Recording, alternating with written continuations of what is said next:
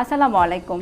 রুয়াবজা রকমারি ইফতার অনুষ্ঠানে আপনাদের সবাইকে স্বাগত জানাচ্ছি। আপনাদের সাথে আছি আমি জান্নাতুর নাইমা এবং আমার সাথে আছেন একজন রন্ধনশিল্পী যিনি ইফতারের একটি মজার রেসিপি করে আমাদের দেখাবেন এবং সেই সাথে থাকছে রুয়াবজা দিয়ে তৈরিকৃত সুস্বাদু একটি শরবত। আজ আমাদের মাঝে উপস্থিত হয়েছেন রন্ধনশিল্পী আঞ্জুমান সেতু। আপনাকে আমন্ত্রণ জানাচ্ছি আমাদের অনুষ্ঠানে। কেমন আছেন? ভালো আছি, তুমি ভালো আছো? হ্যাঁ, আমি অনেক ভালো আছি এবং আমার এখন ভালো লাগছে যে মজার একটা রেসিপি দেখতে পাবো। তো কি করে দেখাচ্ছেন? আজকে আমি একটা ডেজার্ট করব। দই চিড়ার ফলাহার। দই চিড়ার ফলাহার, ওকে। তাহলে আমরা দেখে নিই আমাদের কি কি উপকরণ লাগছে। দই চিড়ার ফলাহার করতে লাগছে চিড়া, কলা, তরমুজ, আঙুর 2 রকমের, বেদানা, কমলা, কনডেন্স মিল্ক, ঘন দুধ, চিনি, টক দই আর রুহু আফজা। ঠিক আছে, আপনার কিছু চামচ লাগবে। আজকে আমাদের এই রান্নাটা কোনো চুলা লাগবে না, খুব ঝটপট হয়ে যাবে। শুধু দর্শক, আমাদের কিন্তু রোজা রেখে অনেক সময় চুলার কাছে যেতে ইচ্ছা করে না, আবার আমরা যারা রান্না বান্না করি তাদেরও অনেক সময় চুলার কাছে যেতে ইচ্ছা করে না। তো ইফতারির আগে এই ডেজার্টটা যদি আমরা তৈরি করি আমাদের আর চুলার কাছে যেতে হবে না, চুলা ছাড়া আজকের রান্না। তো নাইমা দেখো, আমি প্রথমে চিড়াটা ভিজিয়ে রেখেছিলাম, চিড়াটা দিয়ে দিচ্ছি।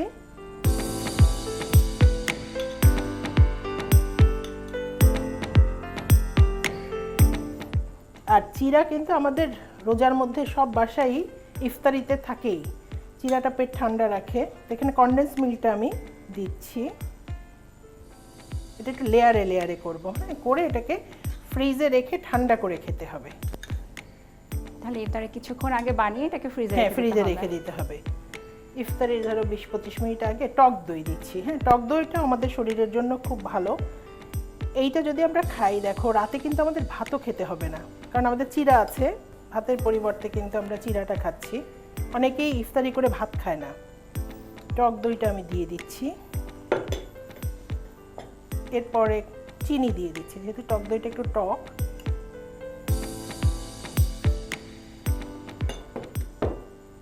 এরপরে দেব একটু ঘন দুধ।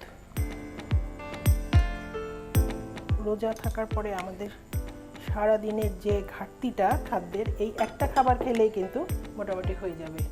এবং এটা একটু কিন্তু লিকুইড টাইপের, সেমি সলিড, যেটা আসলে রমজানের রোজা রাখার পর আমাদের সবারই খেতে খুব ভালো লাগে। আমি এখন একটু ফল দিয়ে দিচ্ছি। ফলগুলো সবার ইচ্ছা। আমি একটু তরমুজ দিচ্ছি, যেহেতু ঠান্ডা, এখন গরমের দিন তরমুজ ভালো লাগবে। দিয়ে দিচ্ছি আমি আঙুর 2 রকমের, দেখারও একটা সৌন্দর্য হবে, খেতেও ভালো লাগবে। আর দিচ্ছি বেদানা, কমলা এবং কলা। অনেকে ভাবতে পারে যে মিক্সড করে খেলে এটা ওরকম ভালো লাগবে না, কিন্তু যদি আমরা লেয়ারে লেয়ারে দেই, পরে চামচ দিয়ে কেটে কেটে খাই, তখন ওই জিনিসটা বাইটে বাইটে পড়বে, তখন ভালো লাগবে খেতে। এক একটা টেস্ট এক এক রকম আসবে। আমি এখন একটু রুহু আফজা দিয়ে দিব এটাতে।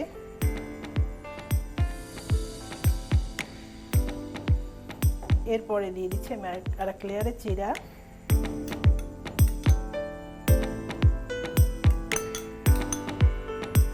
এবার আমি আবার ওইভাবে দিয়ে দিচ্ছি টক দই।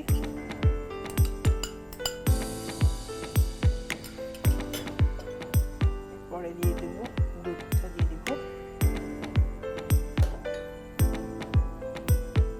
চিনি,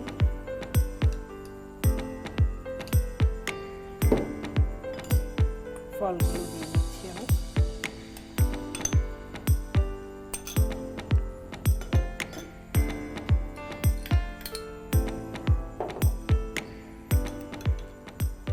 আপনার এই রেসিপিটি দেখেই আসলে মন শান্তি একটা অনুভব হচ্ছে। একটা ঠান্ডা ভাব দেখবা, দেখেই মনে হবে যে শরীরটা ঠান্ডা হয়ে গেল রোজা রেখে। এবং এত গরমের মধ্যে এখন রোজা চলছে, এই ধরনের খাবারই কিন্তু আমাদের জন্য এখন খুব ভালো। কোনো আমরা তেল ইউজ করছি না, কোনো ভাজা পোড়া না, জাস্ট একটা চমৎকার প্লেন একটা খাবার এবং তো কষ্টও নেই। কিন্তু আমরা যারা বাইরে কাজ করি, অনেক কিছু আপনি ইউজ করেছেন, দই, দুধ, ফ্রুটস, চিড়া, রুয়াবজা, এবং এগুলো আমাদের ঘরেই থাকে কিন্তু সব সময় রোজার মধ্যে। সেটা দিয়েই আমি উপরে একটু রুহু আফজা দিয়ে দিচ্ছি, এবং দেখতেও কিন্তু খুবই অ্যাট্রাকটিভ হয়েছে।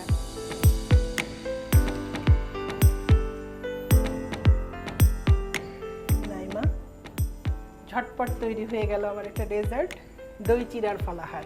বাহ বাবা, আমার তো রেসিপিটি খুবই পছন্দ হয়েছে, আমি তো এটা অবশ্যই ট্রাই করব। দর্শক দেখতেই পাচ্ছেন তৈরি হয়ে গেল আমাদের মজাদার দই চিড়ার ফলাহার। পুরো প্রস্তুত প্রণালীটি আমরা আরেকবার দেখে আসি।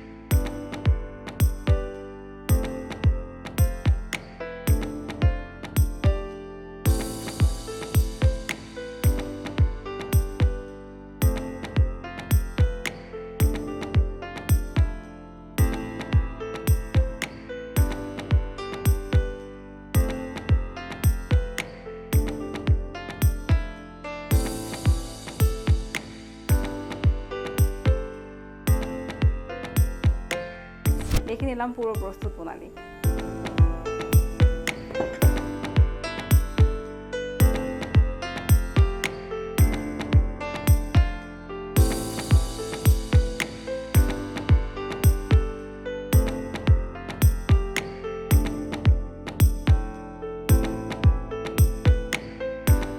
আপা, আমরা তো এখন আমাদের শরবত দেখবো, বাট তার আগে আমি ছোট্ট একটি বিরতি নিয়ে নিচ্ছি।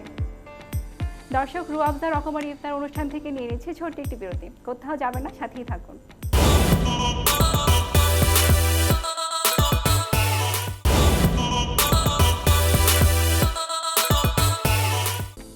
বিরতির পর ফিরে এলাম আবারও রুয়াবজা রকমারি ইফতার অনুষ্ঠানে।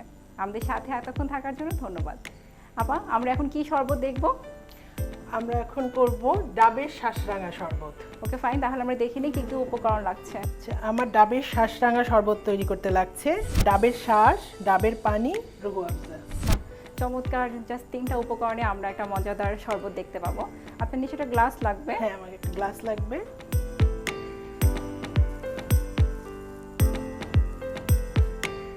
আর ব্লেন্ডার লাগবে, আমার ব্লেন্ডারের জগটা দাও।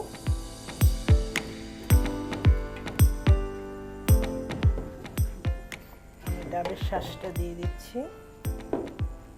আর ডাবের পানিটা যেহেতু মিষ্টি থাকে, আমি চিনি ইউজ করব না। আর রুয়াবজা যেহেতু দিব, এই জন্য আমি এখানে চিনিটা দিব না। চিনিটা অ্যাভয়েড করাই ভালো। খুবই ভালো ডিসিশন আসলে। রুয়াবজা থেকে আমরা মোটামুটি একটু চিনি পাবো। আমি এটা এখন ব্লেন্ড করে নিচ্ছি।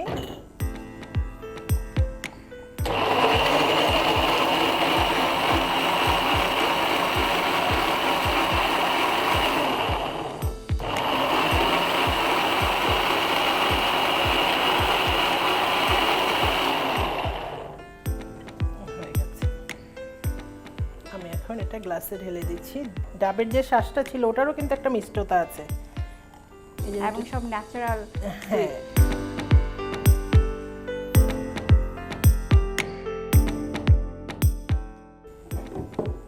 এখন যে ম্যাজিকটা এটার, যে ডাবের শাঁসরাঙার শরবত, রাঙা মানে তো লাল। হ্যাঁ, আমি যেহেতু রুয়াবজাটা ইউজ করছি, দেখো এটা এইভাবে ইউজ করতে হবে উপর থেকে।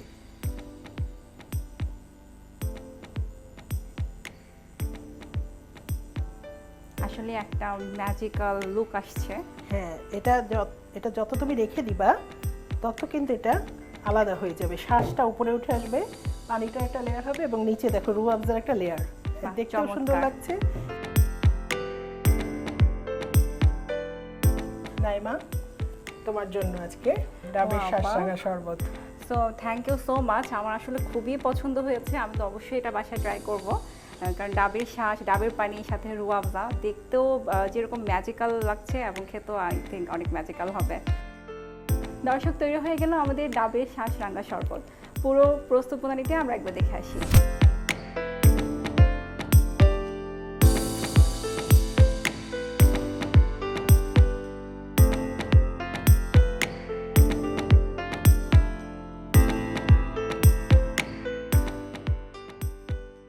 দেখে নিলাম পুরো প্রস্তুত প্রণালী।